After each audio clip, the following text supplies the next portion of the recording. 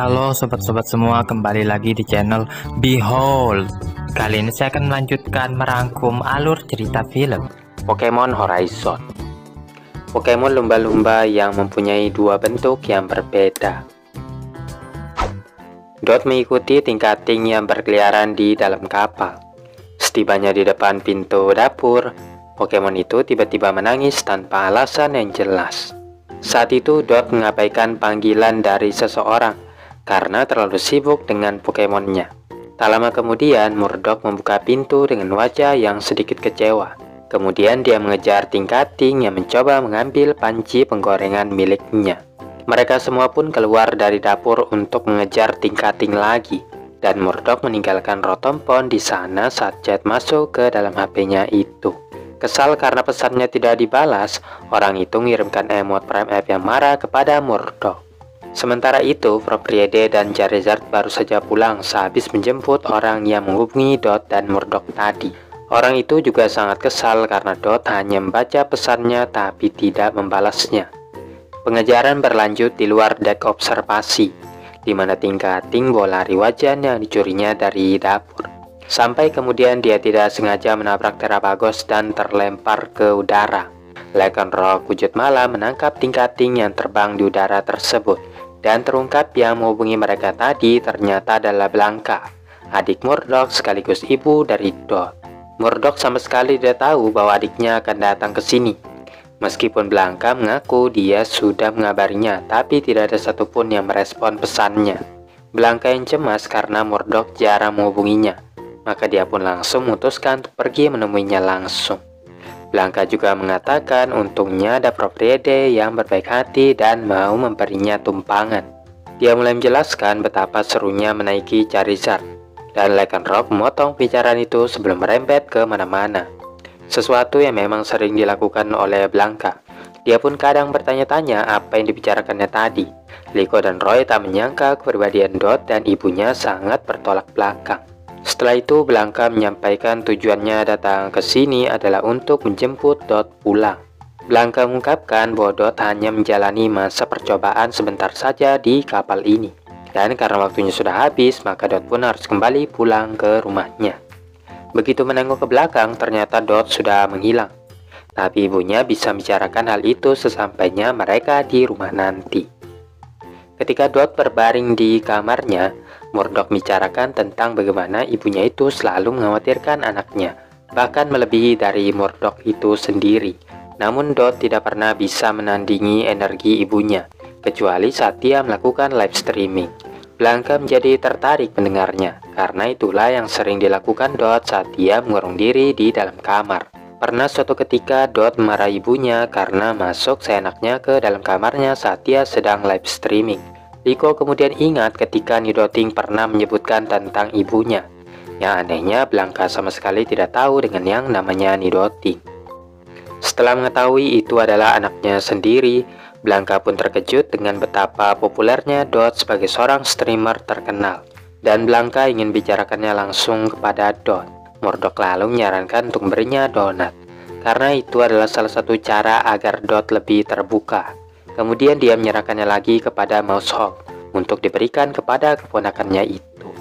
Ketika Blanka hendak pergi, Liko dan Roy menawarkan diri untuk berbicara dengan Dot dan akan menanyakan semua yang ingin diketahui oleh Blanka. Blanka jadi terharu karena Dot mempunyai teman yang sangat baik. Singkat cerita, mereka pun tiba di depan kamar Dot, menuntutnya untuk menceritakan masa percobaan yang disebutkan oleh ibunya. Dot akhirnya menceritakan semuanya. Pada saat itu, dia yang bosan karena terus mengurung diri di dalam kamar, mencari sesuatu di internet dan menemukan tesis Propriede yang meneliti segala jenis Pokemon. Dot pun memutuskan untuk membuat konten tentang Propriede, tapi dia tentunya tidak bisa mengandalkan internet saja sebagai sumbernya, dan berkeinginan bertemu langsung dengan Propriede. Saat dia hendak mengambil makanan, Dot terkejut melihat Propriede yang ada di ruang tamu. Propriede yang tahu dari temannya Murdoch bahwa Dot sangat ahli memperbaiki sesuatu, memintanya untuk memperbaiki Rotompon yang rusak. Setelah memperbaikinya, Propriede memintanya lagi untuk membuatkan aplikasi Rising Voltaker. Prof. Rede menyadari bakatnya itu akan sangat berguna, menawarkannya untuk bergabung menjadi anggota Rising Voltaker. Namun Dot malah mengabaikan tawarannya dan mengatakan dia tidak bisa membuatkan aplikasi yang diinginkan Prof. Rede. Saat menyaksikan live streaming Nanjamo, komentarnya ternyata dibaca oleh idolanya tersebut yang berinya nasihat bahwa hanya berdiam diri saja tidak akan pernah membuatnya berkembang. Mendengar hal ini, Dot pun buka jendela kamarnya tepat saat kapal Berpesagi lepas landas. Semenjak itu, dia pun bergabung dengan Rising Voltaker dan meyakinkan ibunya bahwa ini hanyalah masa percobaan dan dia akan kembali ketika waktunya sudah habis. Beberapa saat kemudian, Blanca datang, meyakinkan Dot untuk segera kembali pulang ke rumah. Liko dan Roy minta sedikit waktu kepada Blanca karena Dot perlu mempertimbangkan keputusannya. Blanca juga baru menyadari bahwa anaknya itu telah menjadi trainer Pokemon. Maka dari itu dia pun langsung menantangnya bertarung. Dot menganggap pertarungan melawan ibunya ini tidak ada gunanya sama sekali. Namun di saat yang sama dia merasa tidak ingin melarikan diri. Dengan demikian ibu dan anak itu sama-sama mengatur rambutnya ke belakang dan mulai pertarungan mereka. Ketika Quaxly bertarung melawan Lycanroc, Blanca menanyakan apa yang membuatnya betah tinggal di sini. Karena setahunya Dot kerap mengurung diri di dalam kamar juga. Namun Dot membantah pernyataan ibunya itu, bahwa dia mendapatkan teman-teman baru dan sangat menikmati dunia luar juga. Dia yang dulunya sama sekali tidak tertarik menjadi seorang trainer, berubah pikiran setelah bertemu dengan banyaknya Pokemon. Quaxly melancarkan Pound, namun Lycanroc mengcounternya sehingga dia itu pun langsung terlempar ke belakang. Kemudian Quaxly melancarkan Water Gun yang bisa ditangkis Lycanroc dengan Rock Throw. Namun ketika Quaxly hendak menyerang lagi, Lycanroc langsung mengcounternya. Dot mulai ragu-ragu apakah dia bisa mengalahkan ibunya. Namun tekadnya yang kuat mengatakan dia pasti bisa melakukannya. Quaxly pun menerjang maju. Dan saat Lycanroc hendak menggunakan counter, kali ini Quaxly menghindarinya sambil melancarkan Low Kick yang sangat efektif untuk mengalahkan Lycanroc. Setelah itu, Dot mengutarakan dengan jelas bahwa dia ingin tinggal bersama Rising Voltaker. Blanca meneteskan air matanya, karena memang itulah yang ingin didengarnya langsung dari anaknya. Dengan demikian, Blanca mengizinkan anaknya itu untuk tinggal lebih lama di kapal, yang membuat Liko dan Roy jadi agak sedikit lega. Sesampainya di Paldea, Liko dan kawan-kawan memutuskan untuk bersantai di tepi pantai. Ketika yang lainnya tiba lebih dulu di sana, Molly dan Oreo masih sibuk bekerja di bagian perapian. Prof. Rede dan Murdoch pun berangkat lagi untuk mencari bahan masakan dan minta Landau untuk menjaga anak-anak. Liko dan Roy lalu mengajak Landau untuk berenang. Namun rupanya dia lebih memilih bersantai sambil memandang laut. Roy kemudian menanyakan apakah Dot juga akan datang. Liko memang sudah mengajaknya, tapi Dot ternyata tidak suka pergi ke pantai. Menolak ajakannya karena menganggap pantai adalah tempat yang menjijikkan. Sementara itu, Sprigatito memperhatikan Pokemon yang mirip dengan Diglett, hanya saja warnanya putih. Terungkap itu ternyata adalah Wiglet. Ya, meskipun bentuknya mirip dengan Diglett, itu adalah spesies yang berbeda. Liko dan Roy kagum dengan pantai yang sangat bersih, membuat para pengunjung yang datang jadi semakin betah. Dan seorang perenang yang antusias tiba-tiba muncul di belakang mereka, memperkenalkan dirinya dan Pokemonnya Trubbish, yang bertanggung jawab untuk menjaga pantai agar tetap bersih. Liko dan Roy kemudian melihat sekelompok Pinizen yang berenang di pinggir pantai. Dan Landau yang juga melihatnya merasa sudah lama sekali tidak berjumpa dengan Pokemon tersebut. Pinizen adalah Pokemon lumba-lumba yang suka bermain dengan menggunakan water ring yang ada di bagian ujung ekornya. Pokemon ini mampu mengirimkan ultrasonic wave yang digunakannya untuk merasakan perasaan yang ada di sekitarnya. Liko lalu melihat Ade memiliki tanda hati di dadanya, yang nampaknya agak sedikit berbeda daripada yang lain. Setelah itu terdengar suara minta tolong, yang berasal dari seorang pria yang tergantung di atas atap. Sekelompok fotografer mulai mengarahkan kameranya ke tengah laut, untuk mempersiapkan sesuatu yang akan datang dari arah sana. Tepat saat pria itu akan jatuh dari atap, Palapin muncul dari laut untuk menyelamatkannya. Dan mereka yang melihatnya jadi heboh sendiri. Setelahnya Palapin kembali ke laut.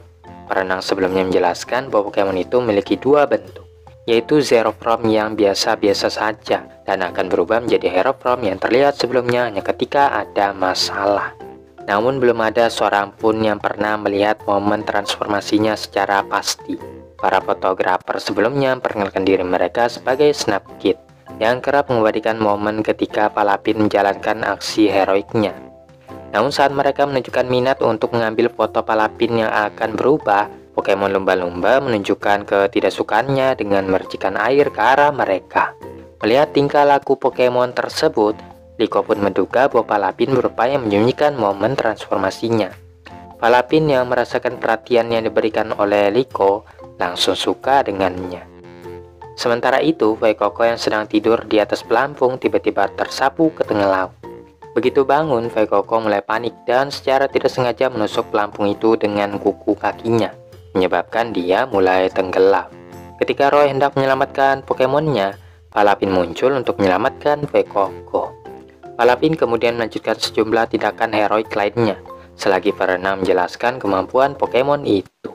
Terbang menggunakan aliran air, lensa gelembung yang memungkinkannya melihat sesuatu dari jarak beberapa kilometer, kecepatan berenang 50 knot, kekuatan super yang membuatnya bisa mengangkat kapal besar dengan mudah, jet punch yang dikombinasikan dengan overhead kick, membuat Palapin sangat cocok untuk dijadikan sebagai pahlawan yang hebat. Sementara itu, Snapkid merasa frustasi karena tidak bisa mengambil gambar Palapin yang berubah bentuk. Padahal Pokemon itu ada di dekat mereka tadi, dan juga dia hanya akan muncul ketika ada masalah. Namun hal ini mendorong Snapkid untuk membuat skenario palsu, di mana salah satu di antara mereka berpura-pura terluka, sedangkan yang lainnya menunggu Palapin datang.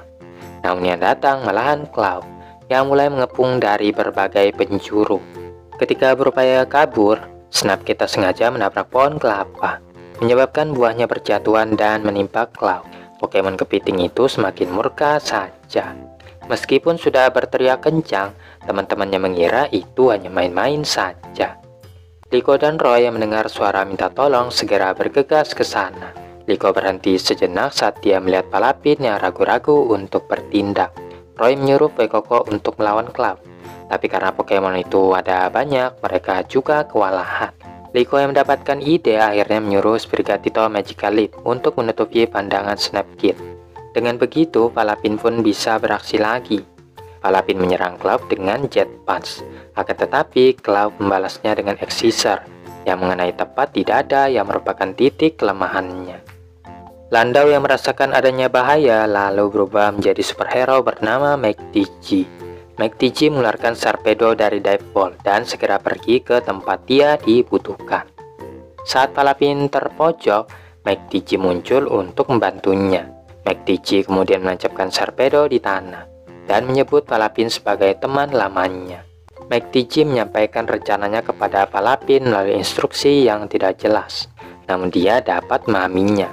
McTG mengajak semua orang untuk mendukung Palapin. Ya, dengan itu dia pun berhasil memulihkan kekuatannya. Dengan kekuatannya yang telah pulih, McTG dan Palapin menggunakan Deadly Hero Yuk yang secara otomatis meredakan amarah Cloud. Setelah keadaannya sudah tenang, mereka semua pun berfoto bersama. McTG mengutarakan beberapa quotes yang dianggapnya sangat bagus, namun Liko menganggapnya sangat garing. Liko dan Roy lalu marahi Snapkid yang berpura-pura terluka untuk bisa mendapatkan foto Palapin. Meskipun Liko dan Sprigatito benar-benar melihat transformasi tersebut, mereka memutuskan untuk tidak memberitahukannya kepada siapapun. Liko dan Roy kembali menemui Landau yang sedang berbaring kesakitan. Nampaknya Landau hanya bisa menggunakan tubuhnya secara produktif selama 3 menit saja. Dot lalu mendengar kabar bahwa ada superhero yang bertugas untuk menjaga seluruh wilayah perairan, tapi dia sangat terkejut saat mengetahui ada lagi pahlawan lainnya. Dot yang mengetahui itu ternyata adalah McTG, tapi karena bukan Pokemon dia pun tidak peduli. Kemudian Roy menunjukkan kepada Prof. Riede beberapa foto Palapin yang dia dapatkan dari Snapkid. Prof. Riede menanyakan bangunan aneh yang terlihat di salah satu foto. Baru-baru ini sekelompok orang yang mencurigakan telah mendirikan bangunan di dekat pantai.